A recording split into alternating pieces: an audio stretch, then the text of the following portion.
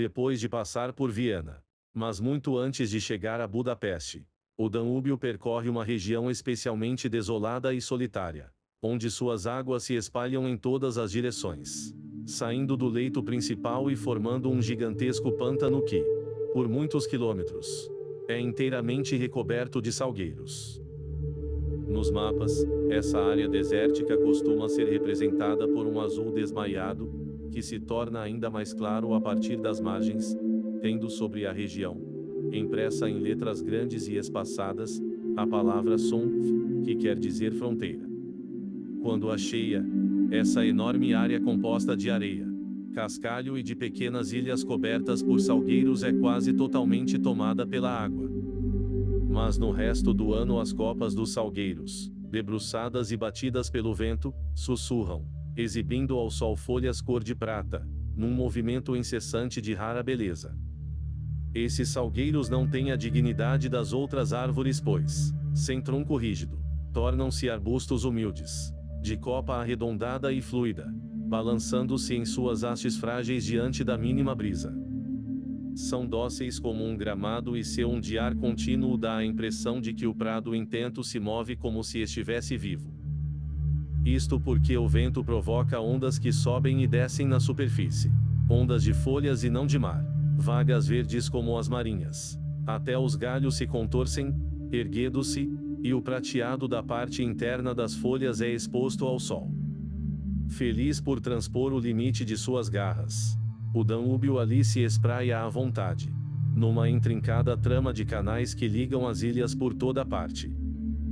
A água corre borbulhante em largos leitos, formando rodamoinhos, correntes e espuma, chocando-se contra as margens, carregando terra e folhagens para formar novas ilhotas, inúmeras, que a cada dia mudam de formato e tamanho, com sua vida efêmera, já que são as correntes d'água que determinam sua existência. Para ser exato, essa parte fascinante do rio começa logo depois de Presburg e nós, em nossa canoa canadense, levando a bordo barraca e frigideira, chegamos lá durante uma cheia, em meados de julho.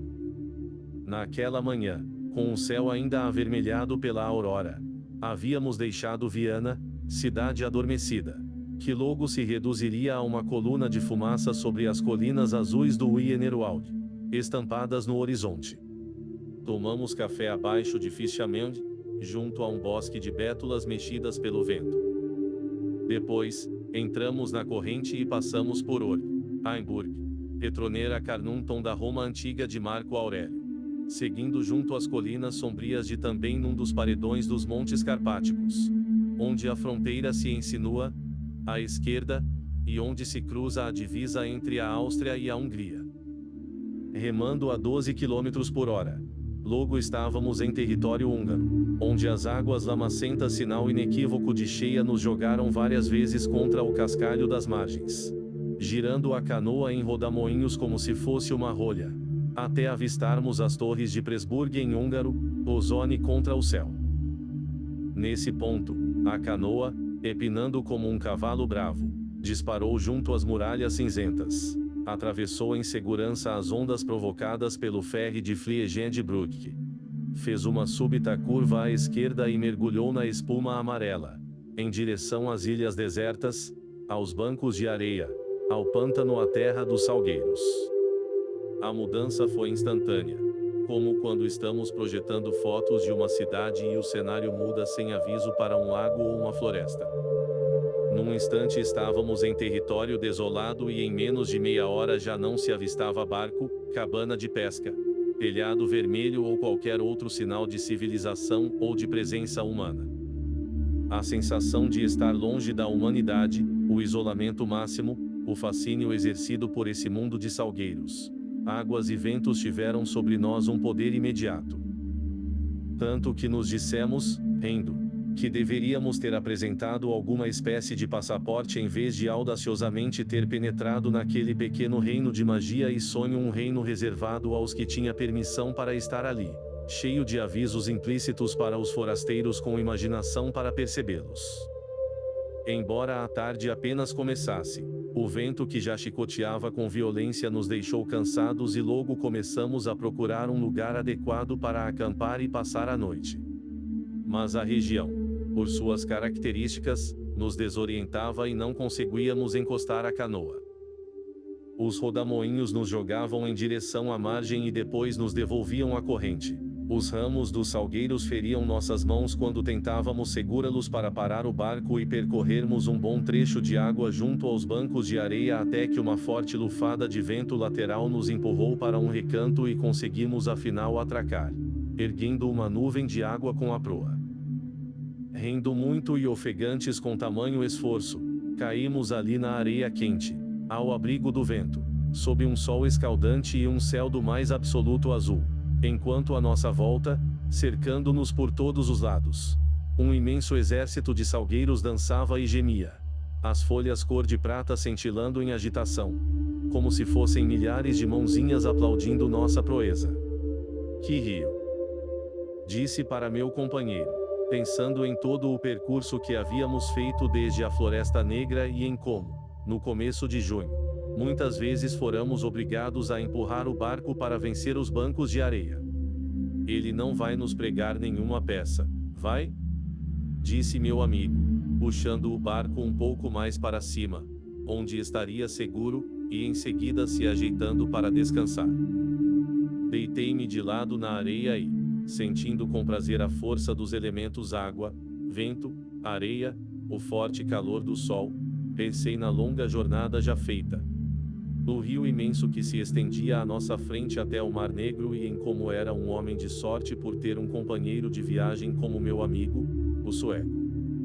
Já fizéramos juntos outras jornadas como aquela, mas o Danúbio, mais do que qualquer outro rio que conhecíamos, nos impressionara desde o início porque, acima de tudo, parecia estar vivo.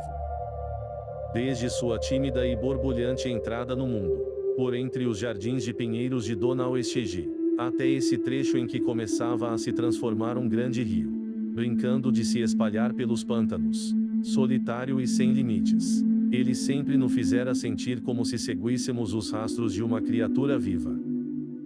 Sonolento, a princípio, mas depois repleto de loucos desejos, à medida que tomava consciência de alma profunda, ele rolava, com um ser imenso e fluido, através dos países que percorríamos, sustentando em seus ombros nosso pequeno barco, brincando conosco, às vezes com rudeza, mas sempre amistoso, até que findamos por encará-lo, inevitavelmente, como o grande personagem. Como poderia ser diferente com o tanto que ele nos contara sobre sua vida secreta? À noite, quando nos deitávamos em nossa tenda, o ouvíamos cantar ao luar, proferindo para si mesmo a nota singular e sibilante provocada pelo arrastar dos seixos em seu leito, tal a velocidade das águas. Conhecíamos, também, os sons gorgolejantes de seus rodamoinhos, brotando de repente na superfície da outrora calma. O troar da água nos bancos de areia, o som das corredeiras caudalosas. Seu ruído constante sobrepondo-se a todos os outros sons. O roçar incessante de suas águas geladas nas margens. Como parecia erguer-se e gritar quando a chuva caía sobre a superfície. E como seu riso ecoava enquanto o vento batia contra a corrente, ameaçando o côntilo. Conhecíamos já todos aqueles sons e vozes, suas cascatas e espumas, o bater inútil contra as pontes, o diálogo consciente quando havia colinas por perto. A dignidade afetada de seu discurso quando atravessava as cidades, circunspecto diante de sua importância, e conhecíamos, também, todos aqueles sussurros suaves, doces, que dele se desprendiam quando o sol incidia sobre suas águas numa curva, despejando-se sobre ele e fazendo surgir as brumas. Era cheio de truques, jovem ainda, quando o mundo pouco conhecia. Havia trechos junto à nascente, perto das florestas suábias, onde nem seus primeiros sussurros eram ouvidos. Trechos em que o rio se escondia em fendas no solo para reaparecer mais adiante, brotando das rochas de calcário e recomeçando seu curso com um outro nome. trechos onde o rio deixava tão pouca água sobre o leito que tínhamos de caminhar montanha acima ou chapinhar nas águas empurrando a canoa por quilômetros e quilômetros e bancos de areia. Um prazer especial tinha ele, naqueles dias de juventude irresponsável, em colar-se ao leito antes que os afluentes turbulentos vindos dos Alpes o encontrassem, recusando-se a recebê-los, ignorando-os, correndo lado a lado com as águas estranhas por quilômetros. A linha divisória bem marcada, muitas vezes mantendo mesmo níveis diferentes, recusando-se a aceitar as águas forasteiras. Mas logo abaixo de Passau abria mão desse truque, porque ali as águas novas chegavam com força irreprimível, impossível de ignorar, empurrando e incomodando o rio pai, deixando pouco espaço para ambos no leito estreito e sinuoso. Ali, o Danúbio era jogado para lá e para cá contra os rochedos, forçado a correr em grandes ondas, acoitado contra as margens de um lado e outro como se disso precisasse para chegar a tempo ao seu destino. Nessa luta, nossa canoa era arremessada dos ombros para o seio do rio e enfrentava a emoção maior das águas revoltas. Mas as águas forasteiras ensinavam ao velho rio uma lição e, para além de Passau, ele já não fingiria ignorar os jovens afluentes. Tudo isso, é claro, fora muitos dias antes e, desde então, tínhamos entrado em contato com outros aspectos da grande criatura, como ao cruzar os trigais de Straubing, na Bavária, onde o rio corria tão manso sob o sol de junho que chegávamos a imaginar que apenas sua superfície era feita de água. Quando logo abaixo, movendo-se como se encoberto por um manto de seda, corria um exército inteiro de ondinas, descendo em silêncio e em segredo na direção do mar, brincando, inofensivas desde que não fossem descobertas. Tudo perdoávamos ao rio por causa de sua doçura para com os animais e pássaros que infestavam as margens. Os cormorões se alinhavam junto ao leito em fileiras, como pequenas estacas negras. Gralhas cinzentas se aglomeravam no chão de cascalho. Cegonhas pescavam junto aos bancos de areia que se formavam entre as ilhas, enquanto falcões, cisnes e outros pássaros do Pantanal enchiam o ar com suas asas cintilantes e seu canto agressivo. Era impossível aborrecer-se com os caprichos do rio, depois de ver uma corça saltar na água ao raiar do dia e nadar junto à canoa. Os cervos nos observavam por entre os arbustos e às vezes, ao desembocar a toda numa curva do rio, dávamos com os olhos castanhos de um veado nos mirando fixamente. Havia também raposas, saltando graciosamente por entre os troncos levados pelas águas e desaparecendo como que por encanto. Mas agora, depois de passar por Presburg, houvera uma mudança e o Danúbio se tornara mais sério. Deixara de brincar. O rio estava a meio caminho do Mar Negro, numa altura em que eles já podiam sentir os aromas um do outro e, naquelas terras estranhas, truques não seriam permitidos nem compreendidos. Subitamente, ele se tornara adulto, exigindo de nós respeito e até temor. Acabara de partir-se em 3 cursos d'água, que só voltariam a se encontrar centenas de quilômetros abaixo, e para uma canoa não havia qualquer sinalização dizendo qual dos caminhos seguir. Se vocês pegarem um dos canais laterais e as águas baixarem de repente de ser a um lugar a que encontráramos no armazém em Presburg, podem acabar isolados, sem nada em torno num raio de dezenas de quilômetros, num planalto 5 onde podem até morrer de fome. Não há gente, nem fazendas, nem pescadores. Estou avisando vocês, parem por aqui. Além disso, o rio está subindo e o vendaval vai piorar. A cheia não nos assustava em nada, mas a ideia de ficar isolados num planalto desértico por uma súbita baixa das águas nos parecia algo sério e, por isso, compramos um estoque extra de provisões. No mais, as profecias da Hungara se concretizaram e o vento, vindo de um céu perfeitamente azul, soprou em dar trégua, até ganhar a dignidade de um vendaval. Era mais cedo do que de costume quando decidimos montar acampamento. O sol ainda devia estar a 1 ou 2 horas do horizonte quando, deixando meu amigo ainda adormecido na areia quente, comecei a inspecionar o terreno que nos abrigaria. A ilha, logo descobri, tinha menos de meio hectare de extensão, era apenas um banco de areia, cerca de meio metro acima do nível das águas.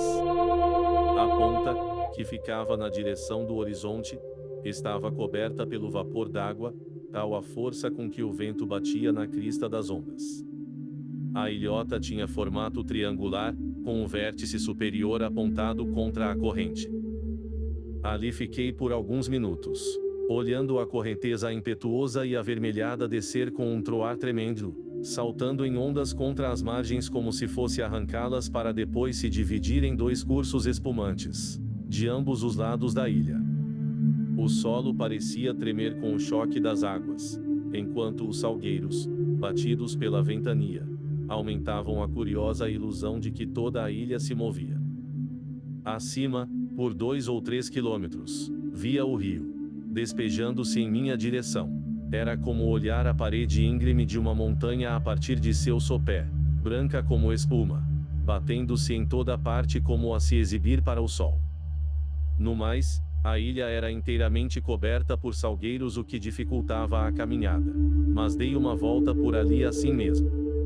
No ponto mais abaixo, a luz, é claro, se modificava, fazendo o rio parecer escuro e feroz. Apenas a parte posterior das ondas era visível, ondas esvoaçantes, repletas de espuma e empurradas com força pelo vento que batia de trás em lufadas furiosas. Por pouco mais de 1 quilômetro o rio era visível, serpenteando por entre as ilhas para em seguida desaparecer, tragado por um mar de salgueiros que sobre ele se debruçava, como se fossem monstros pré-diluvianos curvando-se para beber água. Eles me lembravam gigantescas esponjas que do rio se embebessem, absorvendo. O rio desaparecia de vista. E a partir de um certo ponto havia apenas salgueiros, numerosos, onipresentes. O conjunto formava uma cena impressionante, de absoluta solidão e sugestões bizarras. À medida que olhava em volta, demorada e curiosamente, foi surgindo em algum ponto dentro de mim uma emoção singular. Embora tivesse prazer em olhar aquela paisagem bela e selvagem, sentia crepitar, inexplicado e inesperado, um estranho sentimento de inquietação, quase que de alarme. Um rio, na cheia, talvez seja sempre algo assustador, daquelas ilhas que via. Muitas provavelmente já teriam desaparecido quando o dia amanhecesse. A força irresistível da torrente d'água infundia certa dose de medo. Contudo, percebia que minha inquietação vinha de uma região ainda mais profunda, habitada por sentimentos maiores do que o simples temor ou a incerteza. Não era isso que sentia. Tampouco tinha a ver com a força do vento, aquele vendaval que parecia capaz de arrancar os salgueiros pelas raízes e espalhá-los como se fossem pedaços de palha. O vento parecia mesmo ter um toque de alegria, pois nada havia na região que o detivesse, e eu dividia com ele toda aquela excitação e prazer. Por isso tinha certeza de que a estranha emoção não possuía qualquer ligação com o vento. Na verdade, era algo tão vago que me era impossível precisar sua fonte para aprender a lidar com ela. Sabia apenas que estava relacionada com uma sensação de pequenez de nossa parte diante da força dos elementos. O rio crescente tinha algo a ver com aquilo, também com a sensação desagradável de que desfiáramos os poderes ali presentes e que agora estávamos à sua mercê. Porque ali todos os elementos se juntavam como para brincar e a visão de tal cenário atiçava a imaginação. Mas logo percebi que a sensação tinha algo a ver com os salgueiros. Quilômetros e quilômetros de arbustos juntos numa só massa, enchendo a paisagem até onde a vista podia alcançar, pressionando o rio como a sufocá-lo, aglomerados como um exército sob o céu, observando, esperando, ouvindo. E, à parte a força dos elementos, percebi que os salgueiros se conectavam diretamente com minha inquietação, atacando a mente através de seu poder coletivo, representando, em meu imaginário, uma nova força, que nada tinha de amistosa. As grandes revelações da natureza sempre impressionam e eu não estava de todo desacostumado a ter aquele tipo de sensação. As montanhas oprimem, Os oceanos aterrorizam, o mistério das grandes florestas tem um efeito peculiar sobre cada um de nós. Mas todos esses sentimentos estão ligados, de uma forma ou de outra, à experiência humana, à própria vida. São emoções que, embora assustadoras, podem ser entendidas. E acabam desaparecendo. Com a multidão de salgueiros, porém, eu sentia uma coisa diversa. Deles emanava uma essência que fazia meu coração sentir-se sitiado. Uma sensação de temor real, sim, mas um temor com matizes de terror. Eles cerravam fileiras, crescendo por toda parte, formando sombras cada vez mais escuras à medida que a noite caía, movendo-se ao vento com suavidade e fúria, reforçando em mim a impressão de que havíamos trespassado as fronteiras de um mundo alienígena, um mundo onde éramos intrusos, onde não éramos bem-vindos, onde não deveríamos ficar e onde talvez corrêssemos perigo. Contudo, aquela sensação, ainda que misteriosa a ponto de me ser impossível analisá-la, não chegou a alarmar-me então. É verdade, porém, que tampouco deixei de senti-la, mesmo durante o trabalho de tentar montar a barraca em meio à ventania infernal ou acender o fogo para cozinhar. A sensação permaneceu, apenas um pequeno ponto incomodando e confundindo, tirando um pouco de minha capacidade para apreciar a beleza do lugar. Nada comentei com meu amigo, pois ele não era dado a imaginações. Em primeiro lugar, eu jamais teria sabido explicar-lhe o que estava sentindo. Em segundo, tinha certeza de que, se o fizesse, ele riria de mim. Havia, bem no meio da ilha, uma pequena depressão e foi ali que montamos a barraca. Os salgueiros em volta barravam um pouco a passagem do vento. Não está grande coisa, disse o sueco, imperturbável, quando afinal conseguimos pôr a barraca em pé. Não há pedras, nem linha para o fogo. O melhor que temos a fazer é ir embora amanhã cedo. Esta ilhota não vai resistir por muito tempo. Já tínhamos passado pela experiência de uma barraca desabando no meio da noite e, por isso, tentamos fazer com que nosso abrigo fosse o mais seguro possível. Em seguida, saímos em busca de linha que durasse ao menos até a hora de dormir. Os salgueiros não possuem galhos e as toras de madeiras trazidas pela corrente eram nossa única fonte de linha. Fizemos uma cuidadosa busca pelas bordas da ilha. Por toda parte, as margens se desfaziam diante da força das águas, levadas em grandes nacos correntes abaixo, em meio a ruídos gorgolejantes. A ilha já está menor do que quando chegamos, disse o sueco, observador. Se continuar assim, não vai durar muito. Melhor amarrarmos a canoa bem perto da barraca e ficar alerta para levantar acampamento a qualquer hora. Eu vou dormir de roupa. Enquanto falava, estava a alguns metros à minha frente, mas eu podia ouvir sua risada alegre. Nossa! Gritou de repente. Virei-me para ver o que provocara a exclamação. Mas ele estava oculto pelos salgueiros e, por um instante, eu o perdera de vista. O que é isso? Gritou de novo, a voz séria. Corri em sua direção e fui encontrá-lo junto à margem. Ele olhava para o rio, apontando para a água. Meu Deus, é o corpo de um homem. Disse, alterado. Olhe.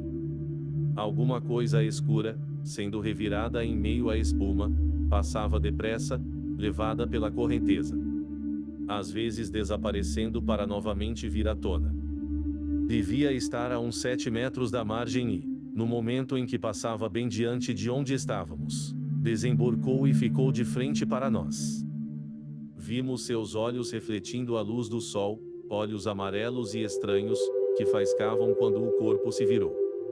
Em seguida aquilo estremeceu e, num segundo, mergulhou, nadando para longe dali. É uma lontra. Gritamos juntos, caindo na risada. Era mesmo uma lontra, viva, aparentemente caçando.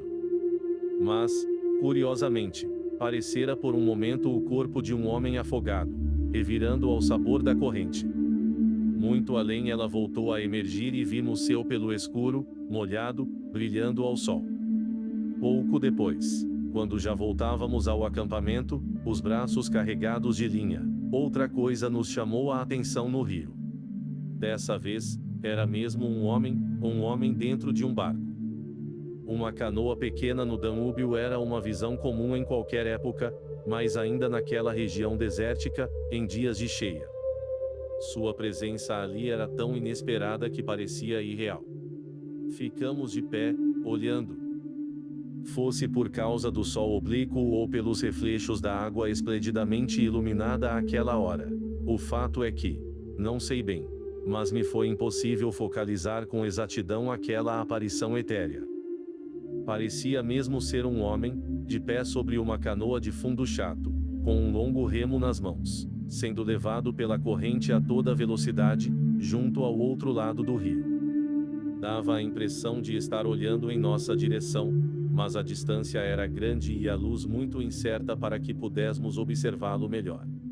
Pareceu-me que gesticulava, como se sinalizasse para nós. Ele gritava alguma coisa, mas a ventania era tamanha que sua voz chegava entrecortada, sendo impossível discernir uma palavra do que dizia. Havia nele qualquer coisa singular, a figura, o barco, os sinais, a voz, que me causou uma impressão profunda, desproporcional. Ele está se benzendo. Gritei. Olhe.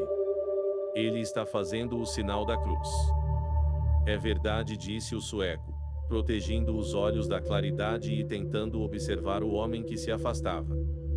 Num instante ele desapareceu, tragado pelo mar de salgueiros que, banhados pelo sol na curva do rio, formavam uma belíssima muralha cor de carmim, enquanto a bruma começava a apagar a paisagem. Que diabo estará fazendo aqui, já quase de noite e com esta cheia? Indaguei, como se pensasse alto. Aonde será que vai a uma hora dessas e por que estaria fazendo todos aqueles sinais? Será que queria nos avisar de alguma coisa? Ele viu nossas silhuetas e com certeza pensou que fossemos espíritos, disse meu amigo, rindo. Esses húngaros acreditam em tudo. Lembra-se da mulher na loja de Presburg dizendo que ninguém para aqui nestas ilhas porque pertencem a seres de outro mundo? Eles acreditam em duendes, fadas e até em demônios. Aquele camponês no barco viu gente nas ilhas pela primeira vez na vida, continuou, depois de uma pausa. E ficou apavorado, é isso.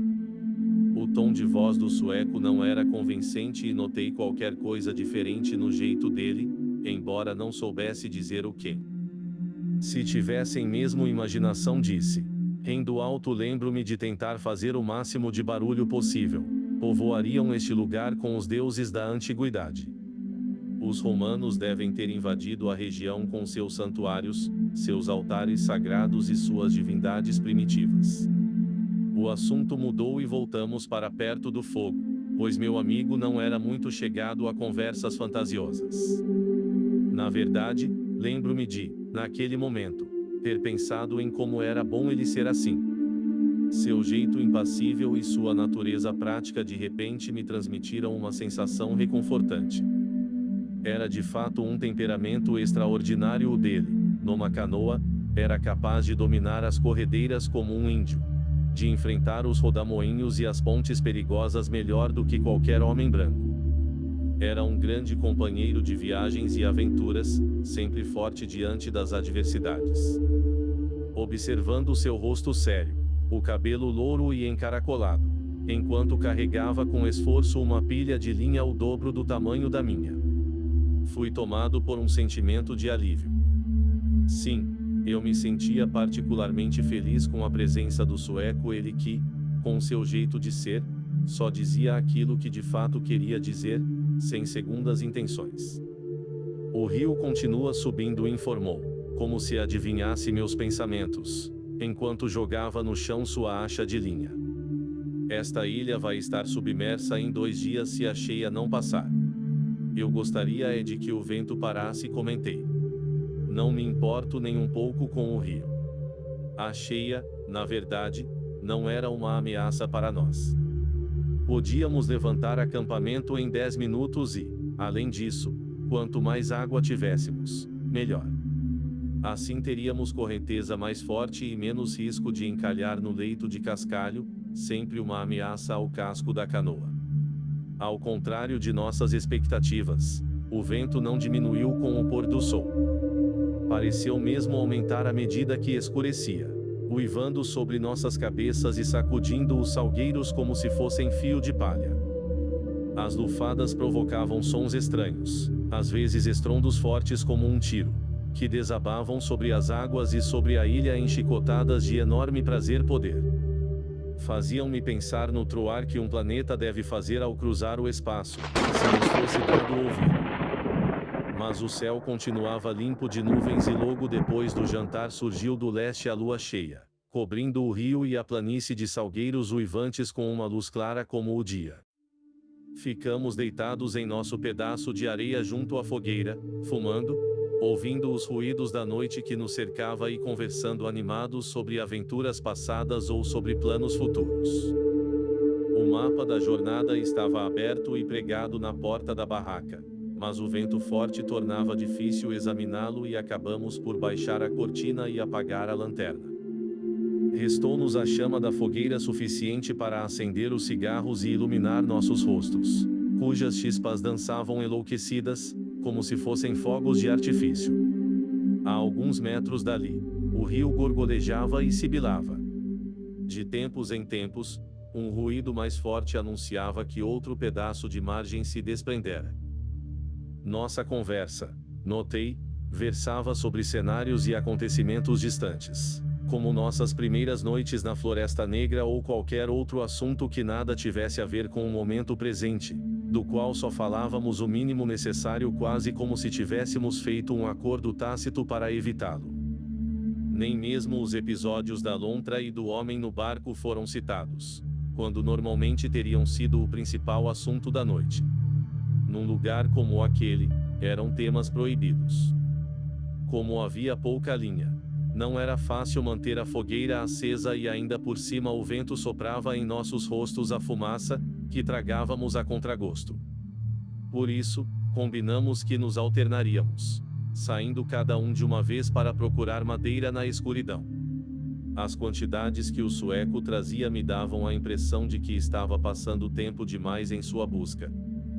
Mas o fato é que não me importava nem um pouco em ficar sozinho e só lamentava quando chegava de novo minha vez de sair caminhando por entre os arbustos ou pelas margens, sob a lua, atrás de linha. A luta diurna contra a água e o vento e que água e que vento nos tinha deixado a ambos esgotados e logo ficou claro que devíamos ir dormir cedo. Ainda assim, nenhum dos dois se movia em direção à barraca. Continuávamos por ali, remexendo o fogo, conversando fiado, perscrutando os salgueiros e ouvindo os barulhos do rio e do vento. A solidão daquele lugar parecia ter penetrado em nossos olhos e o silêncio caiu sobre nós naturalmente, pois depois de algum tempo o som de nossas vozes começou a parecer um pouco irreal, forçado. Sussurrar teria sido a melhor forma de comunicação, pensei, porque a voz humana, absurda em meio ao som dos elementos, tinha um toque de ilegitimidade. Era como se falássemos alto no interior de um templo ou em local proibido, ou mesmo num lugar onde ser ouvido significasse perigo. Aquela ilha solitária e lúgubre, plantada em meio a milhões de salgueiros, varrida por um furacão, cercada por águas profundas e ferozes, havia mexido conosco. Inexplorada, quase desconhecida do homem, ali estava sob a lua, longe da influência humana, como se na fronteira de um outro mundo, um mundo alienígena, comandado apenas por salgueiros pelas almas dos salgueiros. E, em nossa impetuosidade, tínhamos ousado invadir, até mesmo usar, aquele território. Alguma coisa além do simples poder do mistério penetrou em mim enquanto me deixava ficar, deitado na areia, os pés junto ao fogo, olhando as estrelas através das folhagens. Pela última vez, ergui-me e saí em busca de linha. Quando a linha acabar disse, vou entrar. Meu companheiro limitou-se a me olhar, preguiçosamente, enquanto eu desaparecia nas sombras. Para um homem de espírito fraco, O sueco me parecia naquela noite estranhamente receptivo, aberto a sugestões que não são apenas as sensoriais. Ele, também, parecia tocado pela solidão do lugar. Foi com inquietação que percebi essa mudança em meu amigo e, em vez de ir logo catar linha, decidi ir até a ponta da ilha, de onde poderia avistar melhor o rio e a planície banhados pela luz da lua. A necessidade de estar só me invadira de repente. E o mesmo temor de antes. Uma sensação inexplicável que precisava encarar e provar até o fim. Quando cheguei à ponta de areia entre as ondas, a magia do lugar se fez sentir de forma direta, como um choque. Um simples cenário que não teria sido capaz de tal efeito. Havia ali alguma coisa além, algo que dava medo. Olhei para as águas, em turbilhão. E para os salgueiros, que murmuravam. Percebi o barulho incessante do vento. Todos aqueles sons, cada um a seu modo, provocaram em mim a mesma sensação de estranha angústia. Especialmente os salgueiros. Ali estavam, sempre sussurrando, como se falassem entre si, como se rissem, por vezes como se chorassem um pranto agudo, ou ainda como se suspirassem. Mas fosse o que fosse, a verdade é que aqueles murmúrios pertenciam à vida secreta da planície por eles habitada. Um lugar completamente alheio ao mundo que eu conhecia, alheio mesmo aos elementos que, embora ferozes, eram amistosos. Os salgueiros, ao contrário, me faziam pensar em seres vindos de um outro plano de vida, de uma outra evolução. Talvez, discutindo entre si mistérios que só eles conheciam. Observei-os juntos, sacudindo as cabeças, em meio ao tilentar daquela miríade de folhas, mesmo que não houvesse vento. Eles se moviam por força própria, como se estivessem vivos. E eram capazes de tocar dentro de mim, por um método incalculável, o cerne de um sentimento chamado terror. Lá estavam, sob o luar, como um vasto exército cercando nosso acampamento, balançando desafiadoramente milhares de lanças, prontos para o ataque. A psicologia dos lugares, pelo menos para algumas imaginações, é muito vívida. Para o viajante, especialmente, cada acampamento tem seu tom, que pode significar boas-vindas ou rejeição. É algo que nem sempre se nota de imediato, quando se está ocupado na preparação da tenda ou do jantar, mas assim que tudo se acalma, geralmente depois da comida, ele se apresenta. E o tom desse acampamento cercado de salgueiros agora já não deixava dúvidas: éramos intrusos, invasores. Não éramos bem-vindos. A sensação de rejeição crescia à medida que eu continuava ali, observando. Havíamos tocado a fronteira de uma região que se ressentia de nossa presença. Por uma noite talvez pudéssemos ser tolerados. Mas se tentássemos ficar mais tempo e descobrir coisas, não. Por todos os deuses das florestas e dos descampados, não. Éramos a primeira influência humana a conspurcar aquela ilha, e não nos queriam ali. Os salgueiros estavam contra nós. Esses estranhos pensamentos, tais fantasias loucas, nascidas não sabia de onde, tomavam minha mente enquanto permanecia parado, à escuta. O que acontecia, pensava, se afinal os salgueiros mostrassem que estavam mesmo vivos? E caso subitamente se erguessem, como uma multidão de criaturas, e marchassem em nome dos deuses cujo território havíamos invadido, e nos cercassem vindos de toda a vastidão do pântano, bramendo sobre nós em meio à noite até nos alcançar? Enquanto olhava, já começava a imaginar que de fato se moviam, que chegavam mais perto, para em seguida recuar um pouco, voltando a reunir-se em uma enorme massa hostil, esperando o grande vendaval que por fim iria dar a ordem para que se pusessem em marcha. Eu poderia jurar que o aspecto deles se modificava um pouco, que as fileiras se tinham tornado mais densas e que se fechavam sobre mim.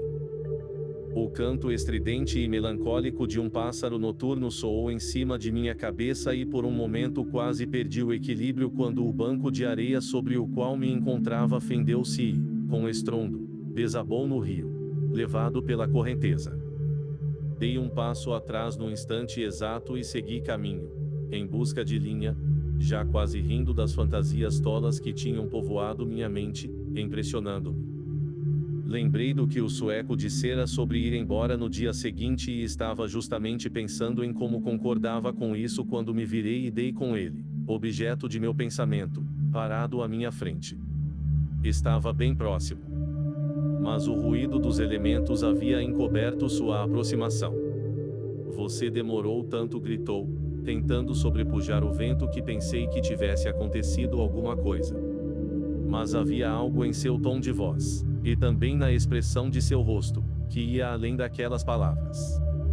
E num segundo compreendi a verdadeira razão por que viera me procurar. A magia do lugar penetrara sua alma, também, e ele não queria ficar sozinho. O rio não para de subir, continuou, apontando a correnteza, sob a lua. E o vento está terrível. Ele sempre dizia as mesmas coisas, mas, daquela vez, a necessidade de companhia importava mais do que as palavras. Ainda bem, gritei de volta, que nossa barraca está num rebaixado. Acho que vai aguentar bem. Para explicar minha ausência prolongada, comentei alguma coisa sobre a dificuldade de encontrar linha. Mas o vento levou minhas palavras para longe e ele não pôde ouvi-las. Fazendo apenas um gesto com a cabeça que queria dizer sim. Vai ser uma sorte se conseguirmos sair daqui sem uma desgraça, gritou em seguida. Isso ou alguma coisa parecida. Lembro-me de ter sentido raiva por ele ter posto em palavras aqueles pensamentos, porque era exatamente o que eu sentia. Havia uma desgraça pairando no ar e pressentimento ruim parecia colocar-se à minha pele. Voltamos para junto da fogueira e avivamos o fogo mais uma vez, juntando as brasas com os pés. Demos uma última olhada em torno. Se não fosse pelo vento, estaria fazendo calor demais. Disse isso ao sueco e sua resposta me chamou a atenção. Ele falou que teria preferido o calor, o clima normal de julho em vez daquele vento diabólico. Estava tudo arrumado para o pernoite, a canoa, emborcada ao lado da barraca, com os 2 remos amarelos embaixo dela. O saco de provisões pendurado num dos salgueiros e os pratos, lavados, secando a uma distância segura do fogo, tudo pronto para a refeição da manhã. Abafamos as brasas com areia e entramos. A janela da barraca estava levantada e, através dela, eu via as folhagens, as estrelas e o luar. Os salgueiros inquietos e as pesadas lufadas de vento contra nossa pequena tenda são as últimas coisas que me lembro antes que o sono descesse sobre mim, tudo cobrindo com sua bruma de esquecimento, suave e deliciosa. Capítulo 2. De repente, lá estava, desperto, deitado em meu colchão sujo de areia, espiando através da janela da barraca. Olhei o relógio espetado na lona e vi, com a ajuda do luar, que passava um pouco da meia-noite, o começo de um novo dia e que, portanto, dormira cerca de 2 horas. A meu lado, o sueco, imóvel, continuava adormecido. O vento uivava como antes. E em meu coração havia um peso, eu estava com medo. Alguma coisa perturbadora estava acontecendo ali. Ergui-me e olhei para fora. As árvores balançavam com violência, batidas pelas lufadas, mas nosso pedacinho de lona verde, armado na areia côncava, estava seguro. O vento passava por ele sem obter resistência e, com isso, não se tornava hostil. Mas o sentimento de inquietação continuou e, devagar, engatinhei para fora da tenda a fim de ver se nossos pertences estavam no lugar. Movi-me lentamente para não acordar meu amigo. Estava tomado por uma estranha excitação, já estava com parte do corpo do lado de fora, ainda de 4, quando meus olhos se ficharam no topo dos arbustos bem à minha frente e perceberam que, com o movimento do trançado das folhas, eles formavam figuras recortadas contra o céu. Sentei-me e observei melhor. Era incrível, mas ali, diante dos olhos, acima de minha cabeça, via formarem-se estranhas figuras por entre as folhagens dos salgueiros e, à medida que os galhos eram mexidos pelo vendaval, Elas pareciam agrupar-se, traçando perfis monstruosos que no segundo seguinte desapareciam sob o luar. As figuras se delineavam a menos de 15 metros de onde eu estava. Meu primeiro impulso foi o de acordar meu amigo, para que ele também pudesse ver o que eu via. Mas algo me fez hesitar, talvez a constatação de que a cumplicidade naquele caso não seria bem-vinda. Nesse meio tempo, permaneci sentado, os olhos bem abertos, enquanto observava o fenômeno, hipnotizado. Estava completamente desperto. Lembro-me de ter dito a mim mesmo que não estava sonhando. Primeiro as estranhas figuras se tornaram bem visíveis, no alto das copas dos salgueiros imensas, cor de bronze, movendo-se de forma totalmente independente do balanço dos galhos. Eu as via perfeitamente e notei, agora que as examinava com mais calma, que eram muito maiores do que um homem, havendo em sua aparência alguma coisa a não deixar dúvida de que eram sobrenaturais. Com toda certeza não eram resultado do balanço das folhagens sob a luz da lua. Tinham vida própria. Subiam num fluxo contínuo em direção ao céu, desaparecendo assim que tocavam o firmamento escuro. Entrelaçadas, formavam uma coluna e eu podia ver seus membros e corpos gigantescos fundindo-se uns nos outros, criando uma linha que serpenteava, curvava-se, e torcia em espiral, junto com as contorções das árvores batidas pelo vento. Eram formas nuas, fluidas, que passavam pelos arbustos, que através das folhas, uma torre viva que subia rumo ao infinito. Não pude ver seus semblantes. Derramavam-se no céu sem cessar, oscilando em grandes curvas. A pele de seus corpos recoberta por sutis matizes de bronze. Eu continuava observando, obrigando cada átomo de meus olhos a fichar-se na visão extraordinária. Por muito tempo pensei que a qualquer momento desapareceriam, fundindo-se no movimento dos galhos e provando que tudo não passara de ilusão de ótica. Por toda parte buscava provas de que aquilo era verdadeiro, mas logo compreendi que os parâmetros de realidade se tinham modificado. Pois, quanto mais se olhava, mais certo ficava de que aquelas criaturas eram reais e vivas, embora talvez impossíveis de ser captadas por uma câmera ou pelo instrumento de um cientista. Longe de ter medo, eu estava possuído por uma sensação de enlevo e respeito, como jamais sentira antes. Era como se olhasse para a personificação das forças elementares que assombravam aquele lugar primitivo. Nossa presença havia desencadeado a movimentação daqueles poderes. Nós éramos o elemento perturbador. E meu cérebro parecia prestes a explodir, repleto de histórias e lendas de espíritos e divindades adoradas pelo homem em todas as eras da história da humanidade.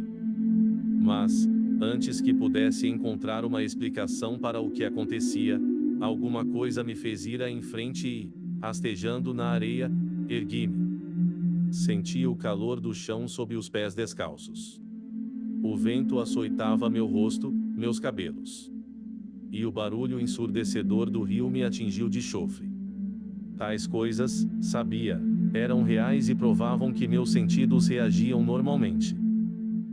E contudo as figuras continuavam subindo ao céu, silentes, majestosas, numa imensa espiral de força e graça que por fim despertava em mim uma sensação de pequenez, um sentimento de verdadeira adoração. Senti vontade de ajoelhar-me e adorá-las, mais nada. Mais um minuto que se passasse e provavelmente teria feito isso, não fosse por uma rajada de vento que me atingiu com tal força que me empurrou para o lado, quase me derrubando. Foi como se eu voltasse a mim.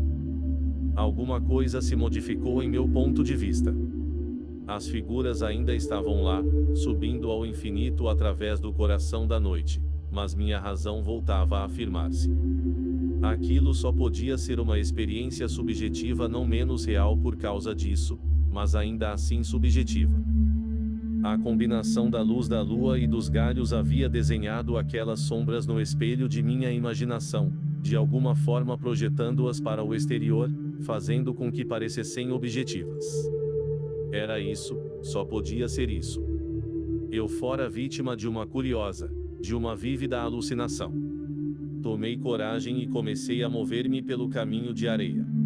Meu Deus, pensava, seria tudo uma alucinação? Algo meramente subjetivo? Ou estaria minha razão apenas argumentando inutilmente, fincada nos estreitos padrões do conhecimento? Eu só sabia que a coluna de figuras sombrias se erguia ao céu. Por um tempo que me parecia muito longo, e com tal nitidez que qualquer um a teria considerado real. E então, subitamente, desapareceu.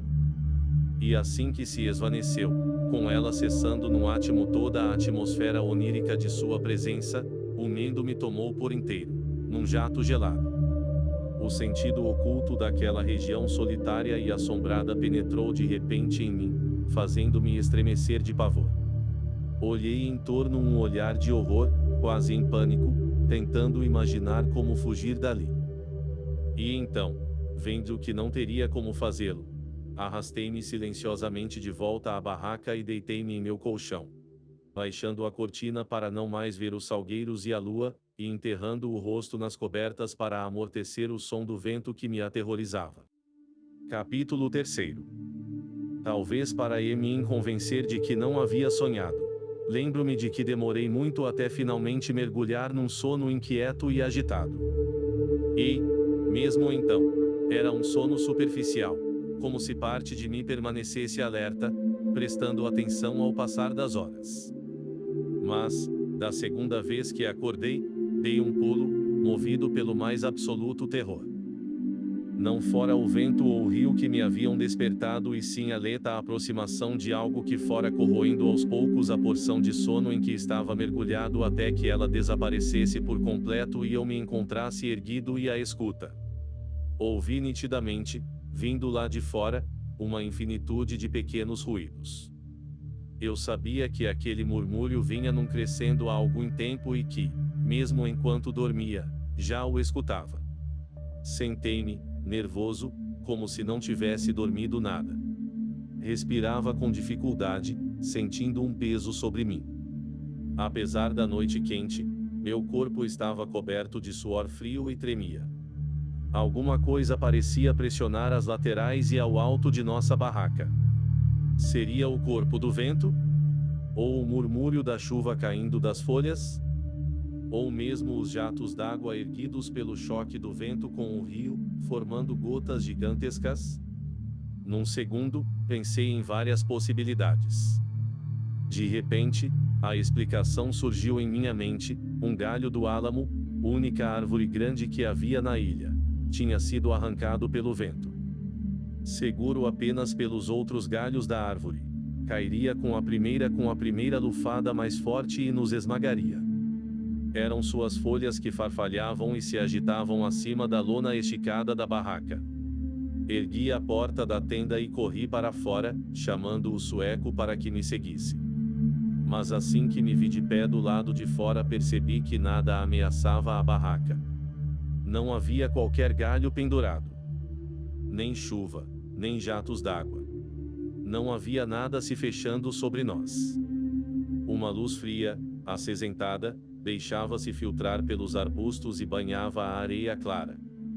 As estrelas continuavam no céu e o vento uivava ainda, mas a fogueira se apagara de todo e vi, por entre as folhas, que a leste o céu começava a tingir-se de vermelho. Muitas horas se tinham passado desde que eu estivera ali olhando as estranhas figuras, e a lembrança daquelas visões voltou em todo o seu horror, como um sonho maldito. Sentia-me imensamente cansado com aquele vendaval que não cessava. E, contudo, apesar da lassitude de uma noite mal dormida, meus nervos vibraram em permanente apreensão e a ideia de repouso nem passava por minha cabeça. O rio, notei, havia subido ainda mais. Seu troar enchia o ar e os vapores borrifavam minha camisa. Mas não se via em volta qualquer sinal de alarme. A profunda e incessante inquietação que sentia continuava inexplicável para mim. Meu amigo não havia acordado quando eu o chamara e não havia necessidade de perturbá-lo agora. Olhei em torno, cuidadosamente, lá estava a canoa emborcada. Os remos amarelos, todos os dois, tenho certeza. o saco de provisões e a lanterna extra pendurados na árvore. E, por toda parte, envolvendo tudo, os salgueiros, a infindável multidão de salgueiros batidos pelo vento. Um pássaro soltou seu canto matinal e um bando de patos passou voando e grasnando na penumbra. A areia, agitada pelo vendaval, subia em rodamoinhos, seca, picando-me as pernas e os pés descalços. Dei uma volta em torno da barraca e penetrei por entre os arbustos para olhar a paisagem que se descortinava para além do rio. Mas tive a mesma sensação de angústia indefinível ao olhar o mar de salgueiros que se estendia até o horizonte, fantasmagóricos e irreais na luz pálida do amanhecer. Caminhei pé ante pé em várias direções, ainda tentando identificar o estranho murmúrio cuja pressão sobre nossa barraca me acordara. Era o vento, com certeza, pensei, o vento levantando a areia quente, cujos grãos chicoteavam a lona, o vento batendo incessantemente contra nosso abrigo frágil. Mas meu nervosismo e meu desconforto continuavam crescendo. Segui até a margem mais distante e vi como a geografia do lugar fora alterada durante a noite, massas de areia tendo sido carregadas pela enchente. Mergulhei as mãos e os pés na água fria e molhei o rosto. Os primeiros raios de sol já se insinuavam no céu e com eles a extraordinária limpidez do dia que nascia. Na volta, passei de propósito junto aos mesmos salgueiros onde vira as colunas de figuras subindo ao céu e, em meio à mata, fui assaltado por um poderoso senso de terror. Saído das sombras, tive a impressão de ver passar um gigantesco espectro. Sim, algo passara por mim, como faria uma criatura humana. Uma lufada mais forte de vento como que me empurrou para a frente e, quando me vi novamente em espaço aberto, o terror que sentia diminuiu. O vento soprava em todas as direções, lembro de ter dito a mim mesmo, e os ventos se movem como grandes presenças quando atravessam as árvores. Além disso, o medo que sentia era tamanho e de tal natureza, um temor tão diverso de tudo o que jamais experimentara, que despertava em mim um sentimento de respeito, de adoração e isso contrabalanceava seus piores efeitos. Quando cheguei a um ponto mais alto no centro da ilha, de onde se descortinava o rio tingido com o vermelho do amanhecer, a beleza mágica do lugar, de tão poderosa, fez nascer em mim uma força selvagem e tive vontade de gritar. Mas o grito morreu em minha garganta, porque no instante seguinte meus olhos, percorrendo a planície e a ilha à minha volta e vendo a pequena mancha de nossa barraca em meio aos salgueiros, constataram algo terrível, uma descoberta comparada com a qual meu terror recente, com os espectros do vento, era nada. Houvera uma mudança na paisagem. Não que dali de cima eu tivesse um diferente ponto de vista, mas sim uma alteração que afetara a relação entre nossa barraca e os salgueiros que a cercavam. Com toda a certeza, os arbustos agora estavam mais próximos inexplicavelmente, ameaçadoramente próximos. Eles estavam fechando o cerco. Caminhado devagar pelas areias mutantes, aproximando-se de forma imperceptível, com movimentos silenciosos e lentos. Os salgueiros tinham chegado mais perto durante a noite. Teria sido o vento a movê-los ou teriam as árvores caminhado sozinhas? Lembrei-me do murmúrio crescente que pressionara a barraca e também meu coração, fazendo-me acordar apavorado. Por um momento, oscilei ao vento como uma árvore, mal podendo equilibrar-me no alto do monte de areia onde estava. Tinha diante de mim uma evidência de ação pensada, de deliberada intenção, de agressiva hostilidade, e aquilo me aterrorizava a ponto de não conseguir mover um músculo. Mas logo veio a reação, rápida.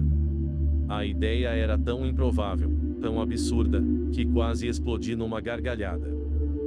Mas a gargalhada poderia ser um grito, pois saber que minha mente estava tão receptiva àquelas perigosas fantasias trouxe-me a terrível constatação de que seria através da mente, e não do corpo físico, que se daria, que se dava, o ataque. O vento soprou à minha volta e o sol, com grande rapidez, surgiu no horizonte, pois deveriam ser mais de 4 horas e lá estava eu, há mais tempo do que imaginava no alto daquele monte, com medo de descer e atravessar os salgueiros. Voltei pé ante pé para a barraca, dando antes de mais nada uma cuidadosa olhada à minha volta assim, confesso, para fazer algumas medições. Compassadas na areia. Marquei a distância entre os salgueiros e a tenda, prestando atenção. Compassadas na areia. Marquei a distância entre os salgueiros e a tenda, prestando atenção em qual era o ponto de maior proximidade. Em seguida me enfiei sob as cobertas, quieto. Meu amigo, ao que parecia, dormia profundamente e fiquei aliviado em constatar isso. Se não houvesse testemunhas para minhas experiências, talvez encontrasse força para negá-las. Com o dia claro, poderia convencer a mim mesmo de que tudo não passara de alucinação, uma fantasia da noite, projeções de minha imaginação excitada. Nada mais aconteceu que me perturbasse e caí no sono quase que instantaneamente, exausto, embora ainda com medo de ouvir os murmúrios noturnos ou a pressão no coração que quase me sufocara.